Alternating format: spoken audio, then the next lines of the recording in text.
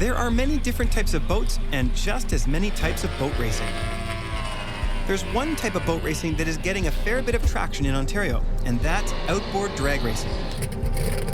Boats of almost all shapes and sizes race down an 800-foot straightaway at speeds well in excess of 100 miles per hour in head-to-head format. For those who have never raced before, there is a lot of preparation to get a race boat from the garage to the racecourse. We were fortunate enough to connect with one of the founding members of the Ontario Powerboat Racing Association, OPBRA, to learn more about drag boats and this particular person's lifelong passion for going fast. The bug for going fast, I just came across it naturally. Growing up at the cottage, I used to see fast boats all the time, and they really got my attention. And much to my parents' disappointment, I didn't go into the canoe, I went for a boat. My first boat was an 8-foot fiberglass hydroplane death trap thing. Started it with a 9.8 Merc and then went to a 20 Merc. First race boat was similar to this one. It was a 1990 Mod VP Allison XR 2001. Drag boat racing is not just a matter of hitting the throttle and hanging on for dear life. With a V-bottom boat, you're balancing the boat on a string. You're running on a pad about 6 inches wide. You're literally balancing the boat. When you go to a tunnel hull, you've got 2 sponsons that you're working with. I've had a tunnel hull. I prefer a V-bottom.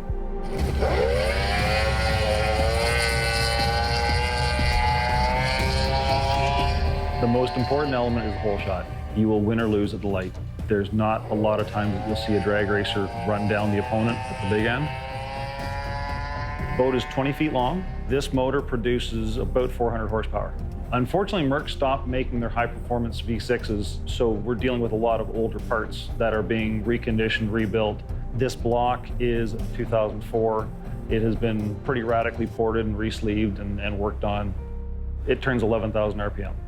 800-foot times to be competitive in this class, just over 7 seconds. About 102, 103 miles an hour at the end of 800 feet. With the trim computer system that we run, all the trimming is done automatically. When you put your foot to the floor, it triggers the computer, and the computer takes care of the delay and the duration for the trim cycle. After that, if you need a little bit more positive trim or a little bit of negative trim, you'll bump the button on the steering wheel. Other than that, you're steering the boat, and that's it. And like any form of racing, you have to take the good with the bad. The boat is a 2007 model year Allison XR 2001 drag. The deck is a 2017 because I had a little bit of an incident that required me to put a new deck on it. At the World Championships in 2016, I got a little bit upside down at the 600-foot mark in the track. I blew over, crossed the finish line upside down and backwards. My landing point was about 870 feet, so I basically traveled 270 feet in the air. The rule with the organization we were competing with that weekend is that if you cross the finish line in contact with the vessel, it counts. And their finish line video showed me still in contact with the boat as I crossed the finish line, so I got the win. It was a combination of 3 things. The biggest factor was my trim stuck. So after launch, after my trim computer ran through its regular cycle of trimming the motor, I needed a bit more trim. And when I bumped the trim switch, the trim solenoid stuck, so it trimmed to the max. As the nose came up, the back of the boat drove past the front of the boat. I didn't quite walk away from it. They fished me out of the lake unconscious and took me to the hospital. I ended up with a broken collarbone. I had a concussion, and I was a delightful shade of purple for quite a while. The boat was surprisingly in good shape. The deck was fractured, so we put a whole new top cap on it. But the hull is the original hull that was built in 2007.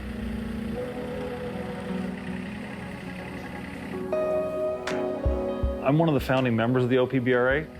We needed an organization to run our events. That started 5 years ago, came to fruition about 4 years ago, and we ran our first race 3 years ago. We have classes that basically include family ski boats, bass boats, and performance lake boats. Classes right now are dominated by Mercury 2-strokes. There's no doubt about that. We have one Evinrude E-Tech that is at just about every event now. And there's a couple of other OMC products that are coming out. Our T classes, which aren't drag racing, those are our oval track classes, are dominated by OMC. But when it comes to drag racing right now, Mercury has a lock on it. As two-strokes are becoming less and less popular, the corporate support isn't there anymore. Both BRP and Mercury are now pushing more towards either direct injected two-strokes or four-strokes. And unfortunately, those motors are just too heavy, especially for a boat like this. Mercury is the dominant force, and it's just because there's so many of them out there. Safety is a paramount concern. It's the most important thing. We all have to wear proper Snell-approved helmets, proper life jackets, which are rated for 100-mile-an-hour impact with flak protection, kill switches for both ignition and fuel systems. It's just a matter of using your head. We all have to go to work on Monday. Since the OPBRA was founded 5 years ago, they have organized over a dozen races. And in the past 3 years, they have doubled the amount of participants and spectators that come to these exciting events. Later in the show, we will follow Greg to their race in Peterborough, Ontario, home to over a century of boat and engine building history. Peterborough, Ontario has a long and decorated history in the boat and motor building industry, dating as far back as the late 1800s. Most notably, Peterborough Boats, founded in 1892 by William H. Hill and Elihu Edwards, produced wooden and later aluminum boats right up until 1961. Peterborough was also home to one of OMC's subsidiary companies, producing Johnson and Evinrude outboards until they were later acquired by BRP. The Peterborough race might be the last race in the schedule, but it's also special for another reason.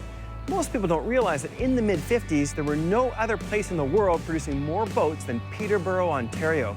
And here, we've got a collection of old boats meeting up with new boats. And this is just one example of a boat that was pulled out of a barn and partially restored to show you what the restoration process can look like. Now, this one's a little bit special because it's only been half restored. In fact, port is as it was when it came out of the barn. But on the starboard, she's been fully restored. It takes a lot of organization to pull off an event like this. From launching and racing boats to organizing divisions and classes. This event attracted racers with quite the variety of boats. Charger, Challenger, Hydrostream, STV, those are all hot lake racer boat names from my youth. And they kind of evoke memories of performance. And this is the V-Hull champion, the Allison, an XR 2001 with a drag 300. But not just any drag 300, a heavily modified 400 horsepower drag 300. We are in Peterborough, and it's race day. Some are veterans to this sport, while others are new racers learning from the pros. I had some fast Sea-Doos, and a friend of ours, Greg Keeling there, actually, he raced the boats, and I was around his shop and checking them out and stuff, and I thought it looked pretty cool and thought I'd maybe like to give it a chance. Started looking around, we found the boat and talked to some guys and put together a bit of a combination for this year, and really excited about how it turned out. This is a 1988 Charger STV. I bought it locally from another fellow who had raced it. He had refinished the boat a couple of years ago, and he had quite a success with it. But I bought it without a motor. Then this winter, I got a hold of the guys at Top Gun there and came up with a combination put together to race this class. So it's a 200 Merc stock motor. We run a 15-inch mid, so short and mid, and modern alien cowl, and some vintage decals and stuff. So I've raced for 30 years, all kinds of different motorsports, snowmobiles, motorcycles, and I can honestly say that hands down, this is the best organization I've ever raced with. The people are phenomenal, phenomenal. Very family-oriented, driven. Everybody's here to help each other out. I'm really excited. So we found a home here for sure.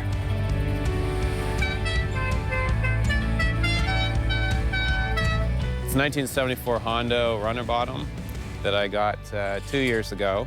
It was in pretty decent shape, but it needed full restoration, so I've been working on it for 2 years ago. I started on it, and then I finished it in June. I put it on a rotisserie, so all the bottom's painted like the top, and built a stroker motor for it. It's a 496. Outboards have a different feel. They don't have a torque the way these do. It's a different way of going quick, and this is just another way of going quick, and a different type of sound, and both of them sound beautiful, 2-strokes and 4-strokes.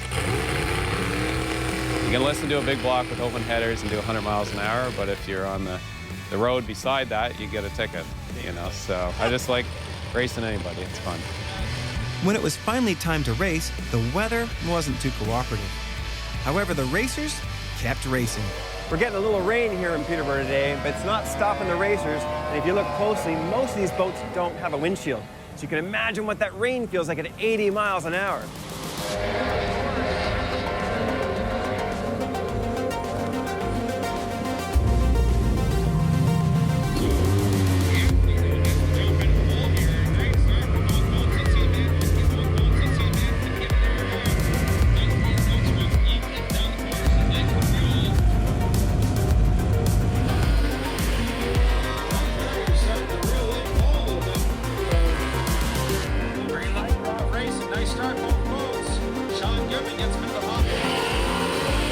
Raindrops at 80 miles an hour hurt.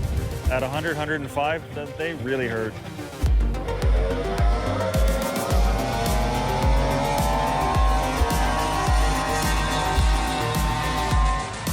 We've had the utmost pleasure of being asked to be a sponsor. Absolutely been thrilled to have that privilege to work with these guys and their families. We're running about 92 boats, I believe, today. Right. It's literally doubled itself in about 3 years, 3 seasons so far. And now we're getting guys that are more active to head down to Jasper for the Worlds. While the awards for the day's events were being handed out, one thing became perfectly clear. This very inclusive group of people are as passionate about boats as we are.